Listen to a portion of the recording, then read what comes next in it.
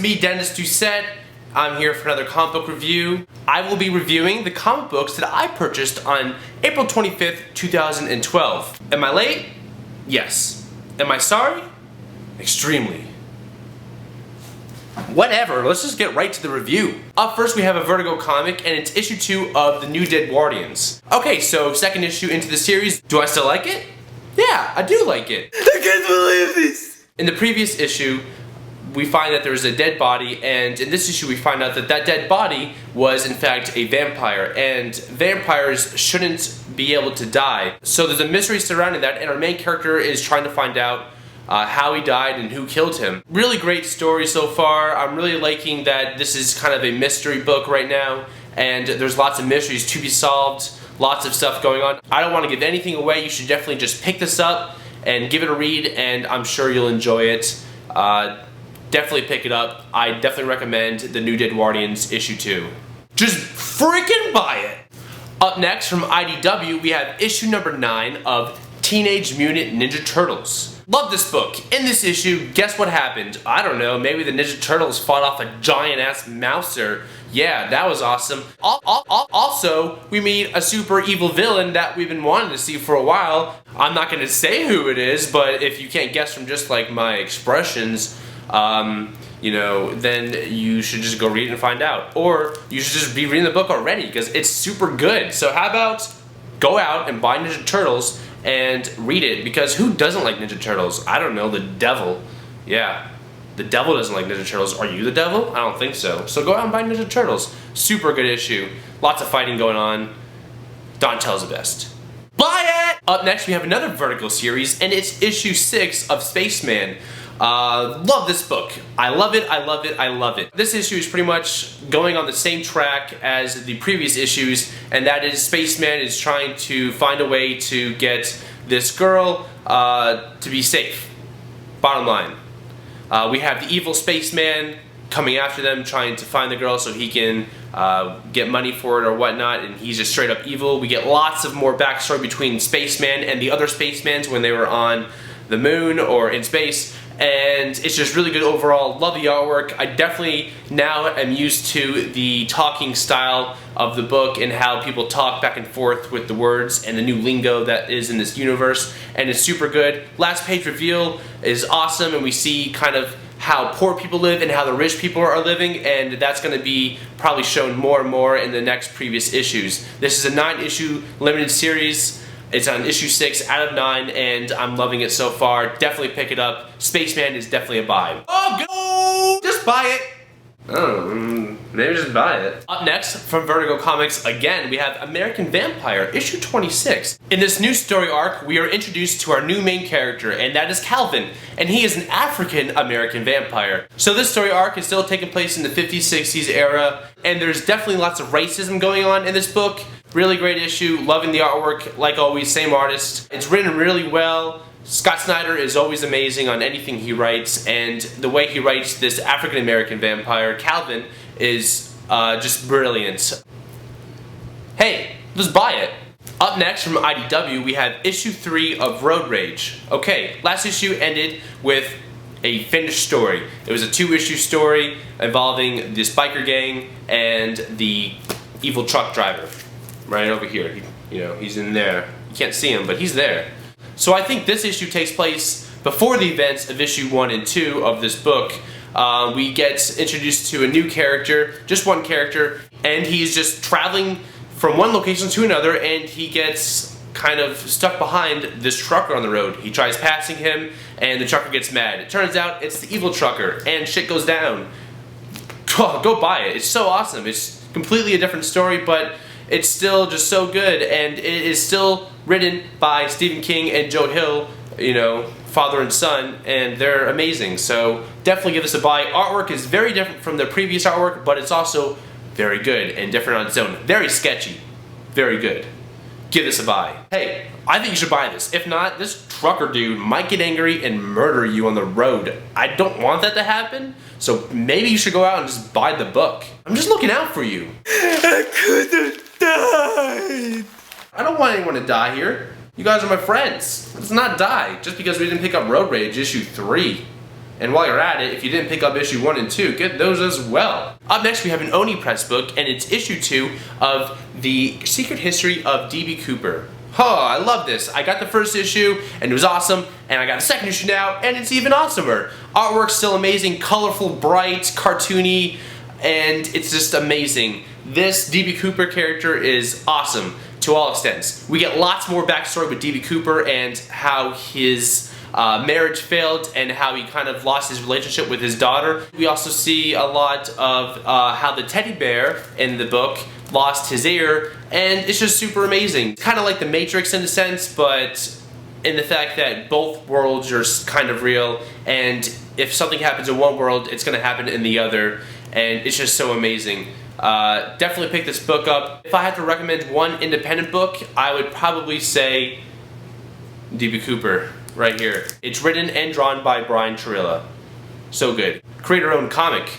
You can't ask for anything better than that. Nothing. But up next from Icon, we have issue 2 of Super Crooks. And Super Crooks is still awesome as the first issue. Pretty much the premise of this is there are so many villains and superheroes that are living in Los Angeles, New York, pretty much all of America, and super villains are always losing to the superheroes because there's so many superheroes in America. So there's a group of supervillains that come up with the idea to move out of the country.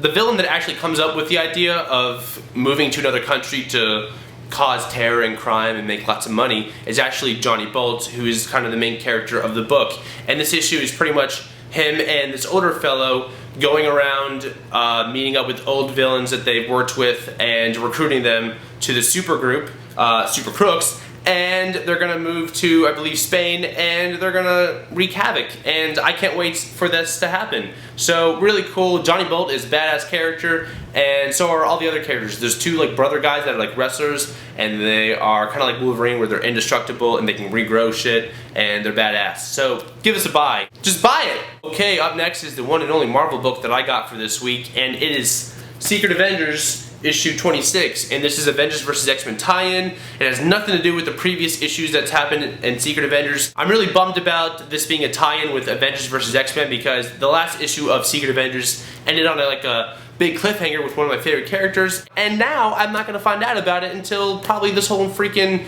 Avengers vs. X-Men shit goes away. So regardless of the Avengers vs. X-Men stuff going on, it's still a good issue. We found out stuff with the Captain Marvel characters. This is the team that essentially goes into space and tries to fight off and stop the Phoenix Force. They don't do very well.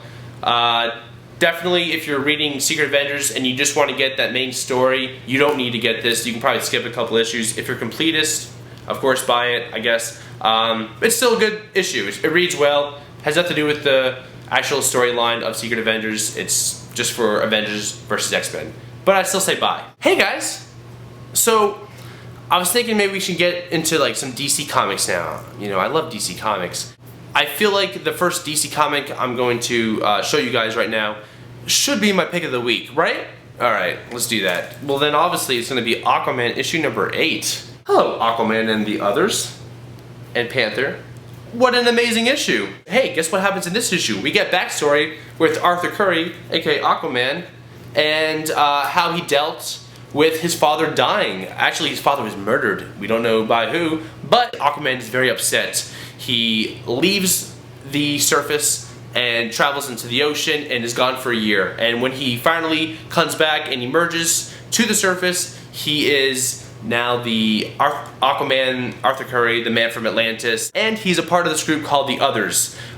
In this issue, Aquaman and Yawara, right over here, travel to go see the Seer, who was murdered by Black Manta, and they're trying to find out exactly what went down. And we get mostly backstory in this issue with who the Others are. We get to see a little bit of a mission between Aquaman and the Others, and them fighting off Black Manta. Not a lot of Black Manta in this issue, though. But we do get to see all these other characters, and we get to see them talking, and it's really cool. And we get to see a totally badass sequence with the Prisoner of War right here, and his little shackles that he has, and he's badass. He puts them together, and he creates like this force field thing, and it's totally awesome. Awesome issue. go freaking buy this. It's the best comic book in the entire world, and I'm not even being biased just because I like Aquaman. It's just really good. Ivan Reis is amazing on art here. Name one other DC comic artist that's better than Ivan Reis. Sure, Francis Manapul is awesome. And sure, Greg Capullo is doing an amazing job on Batman, but Ivan Reis is probably my favorite DC artist at the moment. And also, Rod Reis is doing awesome colors on this as well. And Jeff Johns does an amazing job at writing Aquaman, and Aquaman is actually really liked by everyone now, so that's awesome. Buy Aquaman, my pick of the week! Go buy it, or I'll cry 1,100,000 nights. Alright, up next from DC Comics we have issue 8 of Teen Titans. In the previous issue we found out who is controlling Nowhere, and it is this character named Harvest, and it's this ugly looking dude who's very evil, and it's just crazy.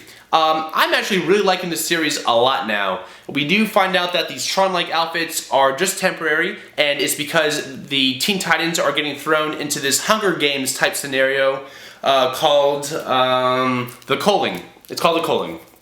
And they're actually going to be thrown into there with Legion Lost and the Ravagers, and we're going to be meeting a bunch of new Teen Titan characters or just young youth superheroes. This issue is pretty much the Teen Titans getting thrown into the Culling and them trying to escape and trying their best just not to become part of this, and also to try and stop this from happening because there's innocent teen superheroes getting murdered.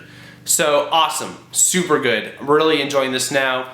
Still get rid of Skitter, don't like her at all, but this book is awesome. Brett Booth does amazing artwork, and Scott Lobdell writes a great story. So definitely buy. Okay, up next from DC Comics we have The Flash, issue 8. Hey Dennis, did you enjoy The Flash this month?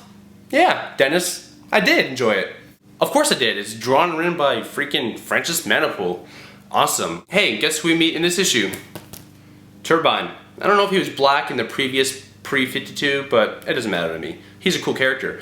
He does like Twister tornado type stuff. Flash gets put into the Speed Force, and he finds out exactly what the Speed Force is, and he finds out that the only thing keeping the Speed Force alive is him, and he must run to keep it alive. And the Speed Force is essential to all life on Earth, and in existence probably. Really great. Pretty much that's what happens in this issue. Flash is trying to find, save, rescue Iris West, who was stuck in like the Speed Force or something, and so he's trying to find what's going on there, and it's just really good overall. Maybe just buy it, and I don't have to explain it to you. If you like The Flash, you'll like this book. If you don't like The Flash, you'll still like this book. Ha! Give it a buy.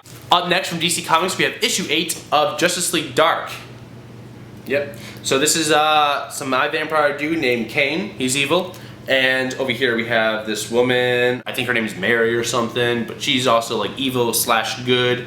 John Constantine, blah blah blah, other members of the team. This is the last issue of the story arc, and we see how this storyline is going to kind of transfer into the next storyline, which is going to be written by Jeff Lemire. Thank heaven, because Jeff Lemire can write anything and I love it. And I'm liking this book, but it's gotten a little bit slow lately, and Jeff Lemire definitely can bring it the much needed life that it needs. John Constantine and Deadman were sent on a mission to go get Andrew Bennett from iVampire and bring him back to life because he died in iVampire. And they don't succeed at first, but eventually, of course, Andrew Bennett comes to the rescue, and he becomes this all-powerful dude and defeats Kane, and the day is kind of saved. We do find out that Shade, the Changing Man, won't be in the series any longer. He has a nice little farewell here, and it is done well. I wish he could stay around because I do like his character, but I do know that Jeff Lemire wants to introduce new characters into the Justice League Dark book. So, really great issue. I say definitely pick it up, and definitely pick up issue 9 when Jeff Lemire starts to write it. So,